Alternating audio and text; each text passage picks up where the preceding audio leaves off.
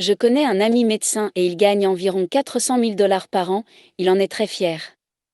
Il n'a pas de dette. Donc il gagne 400 000 et il dépense 400 000. Lorsque la classe moyenne a généralement tendance à faire. La première chose qu'ils veulent faire est d'avoir une grande maison. Et ils ont une chose qu'on appelle une hypothèque. Donc ce qui se passe, c'est qu'ils ont une hypothèque, une belle BMW ou Mercedes. Ils ont l'air bien, mais ils sont fauchés. Actif et passif. Combien de personnes ont déjà entendu des gens dire ma maison est un actif? Bien, c'est la mauvaise définition, c'est ça le problème, donc je vais vous donner la définition que mon père riche m'a donnée.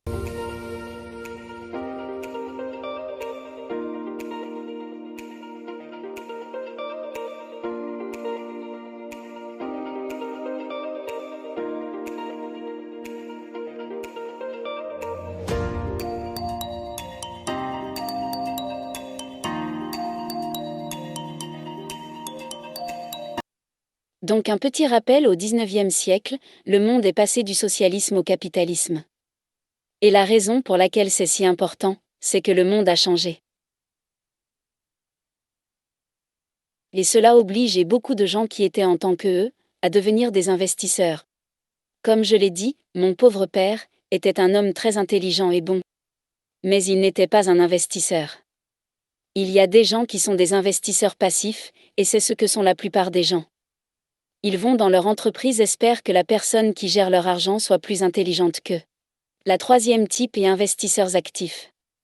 Maintenant, si vous voulez être un investisseur actif, vous devez avoir une éducation financière, et l'une des clés de l'éducation financière, beaucoup de gens disent « Eh bien, il faut de l'argent, pour faire de l'argent ». Certaines personnes ont déjà entendu cette déclaration, eh bien ce n'est pas vrai. Il ne faut pas d'argent pour faire de l'argent. Tout commence par ce qu'on appelle les mots de vocabulaire. La langue anglaise compte environ 2 millions de mots. Et chacun d'entre nous en tant qu'individu maîtrisons environ 5000 mots. L'une des façons de commencer à accroître votre richesse et votre capacité financière est donc de changer votre vocabulaire.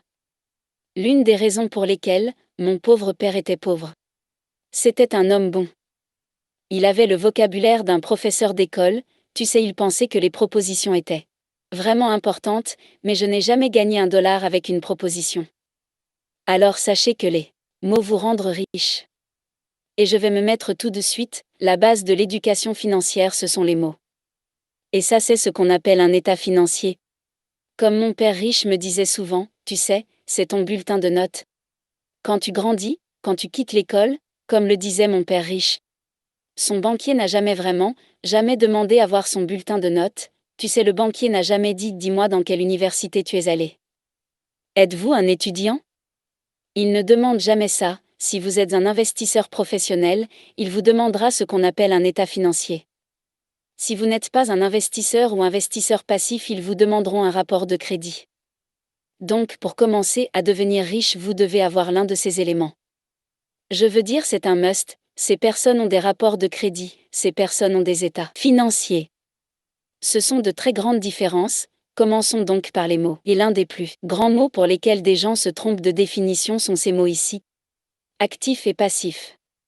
Combien de personnes ont déjà entendu des gens dire ma maison est un actif? Bien, c'est la mauvaise définition, c'est ça le problème, donc je vais vous donner la définition que mon père riche m'a donnée.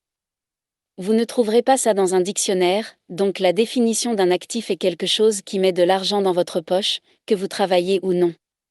C'est très simple, donc quand vous regardez cet état financier, il s'agit du compte de résultat et du bilan, il y a une autre forme que le contenu de base exige, je ne suis pas comptable, mais le contenu de base exige.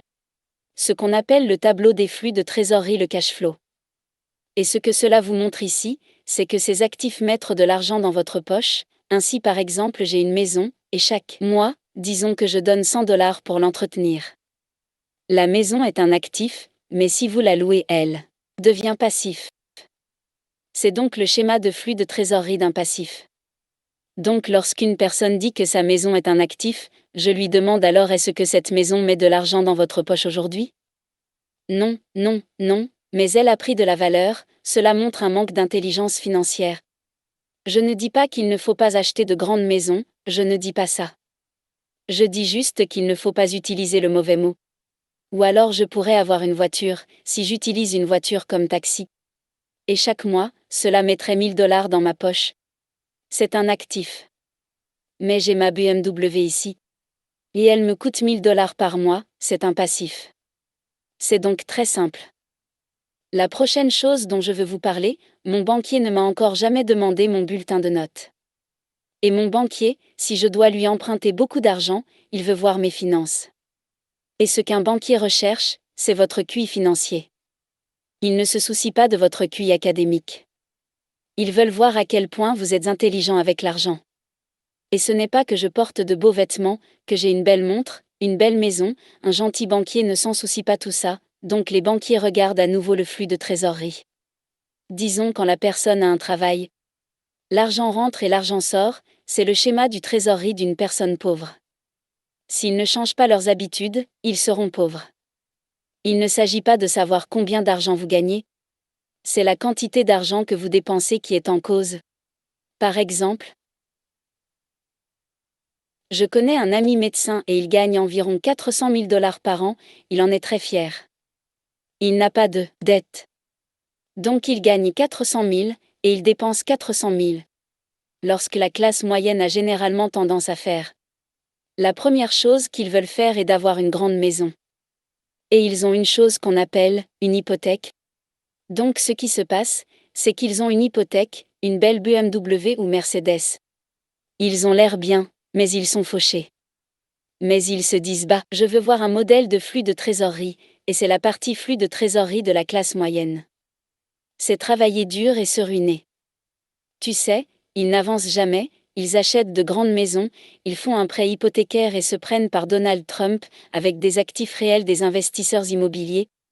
Tout ce qu'ils ont c'est une grande maison, ils sont endettés auprès beaucoup de gens qui utilisent leur maison, comme un distributeur automatique. Et à chaque fois que sa valeur augmente ils empruntent de l'argent. Tu sais c'est vraiment le point de vue d'un loser là, ce n'est vraiment pas le moyen d'avancer. Et ça c'est la partie cash flow d'une personne riche. Ils ont des actifs ici, c'est généralement le cas, ils ont une entreprise. Ils ont des biens immobiliers, et ils peuvent avoir des dividendes d'actions, et des obligations et des intérêts de ce genre. Ce sont donc des actifs. Alors souvent, je demande aux gens penser Y de cette façon, si vous arrêtez de travailler aujourd'hui, disons que vous êtes marié, que vous avez un conjoint. Si vous arrêtez de travailler aujourd'hui, combien d'argent continue à rentrer dans votre poche, et combien d'argent continue à en sortir? Et je pense que mettre de l'argent dans sa poche est un actif, donc la raison pour laquelle ma femme et moi avons pu prendre notre retraite est très simple. Nous avons de l'argent qui va comme ça, cela signifie que nous sommes riches, tu sais on n'a pas beaucoup d'économies et tout ça, mais chaque mois, ce sont des centaines de milliers de dollars qui partent comme ça. Et c'est comme ça qu'on devient riche. Tu sais juste avoir des actifs pour produire de l'argent chaque mois, et c'est pourquoi les banquiers ne vous demandent pas votre bulletin de notes, ils veulent voir votre état financier. Si vous avez un bon QI financier, ils vous donneront beaucoup d'argent. Mais si vous avez un mauvais QI financier, ils vous donneront une carte de crédit ou un prêt immobilier. C'est la différence. Les pauvres dépensent leur argent, la classe moyenne enterre son argent, tu sais, faire des économies. Et les riches savent comment multiplier leur argent. Donc la vraie clé n'est pas tant de savoir combien de revenus vous faites, mais où vous mettez votre argent. Ce sont des dépenses. Est-ce que vous dépensez votre argent de cette façon? De cette façon, bien de cette façon, et c'est pourquoi les gens ont toujours essayé de gagner plus d'argent, ils n'avancent tout simplement pas, lorsqu'ils ne cherchent pas au bon endroit. Il s'agit de savoir à quoi vous consacrez votre argent et votre temps. C'est pourquoi je vous remercie d'être ici ce soir. Et c'est vraiment important, la façon dont vous dépensez votre temps et votre argent. Ça fait une différence. Et puis la troisième chose est la suivante. Quand votre banquier dit que votre maison est un actif, les banquiers ne vous mentent pas, cela elle expliquera mieux. Car comprenez ceci. Si vous avez une hypothèque sur un bilan, il doit être équilibré. Donc dites-vous que l'hypothèque est l'actif de votre banque. C'est là toute la différence. C'est pourquoi quand votre banquier dit que votre maison est un actif, il ne vous ment pas, c'est juste que c'est l'actif de la banque.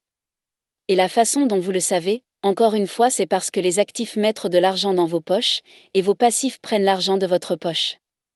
Donc quand vous regardez ça, l'argent entre, l'argent sort, entre ici et revient ici.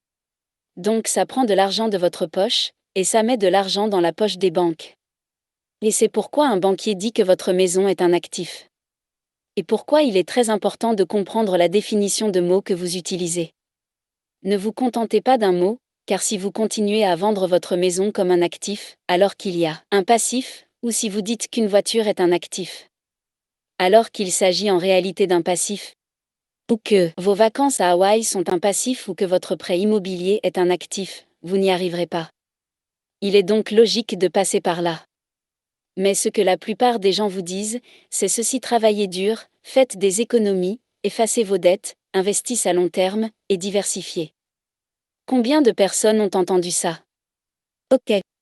Et si j'en parle ici, c'est parce que vers 1996, j'ai regardé cette émission matinale, très célèbre diffusée dans tout le pays. Et ce jour-là, nous avions l'expert financier de tous les temps, un génie, et il va vous donner des conseils financiers pour la nouvelle année. Bienvenue un tel ou un tel. Et il sort un expert financier. Et qu'il fait: salut tout le monde, ce que je vous recommande pour cette année 97, travailler dur, économiser de l'argent et se désendetter. Je ne peux même pas le faire directement, investir à long terme et diversifier, et tout le monde est censé le faire. Oh non. Merci pour votre sagesse sur ce sujet financier, nous vous remercions vivement. Oh là là là là. Vivement l'année prochaine. Puis l'année qui suit, la même chose. Et pour la nouvelle année, je vous recommande quoi, les gars? De bien travailler dur, économiser de l'argent, éliminer vos dettes, investissez à long terme et diversifier. Je ne peux pas le croire. Mais quel génie de la finance. Donne-lui ma main. Je n'arrive pas y croire. Même type, même message, même conseil, et il pense que c'est Brian, puis après 2000. Les marchés boursiers a commencé à s'effondrer. Et ils ont fait venir le même expert, qui leur a recommandé de travailler dur, d'économiser, de se désendetter, d'investir à long terme, et de se diversifier, et le marché n'a cessé de s'effondrer. Et il a continué à donner les mêmes conseils. Et voici ce que je veux dire à propos de ces conseils, entre l'an 2000 à 2004.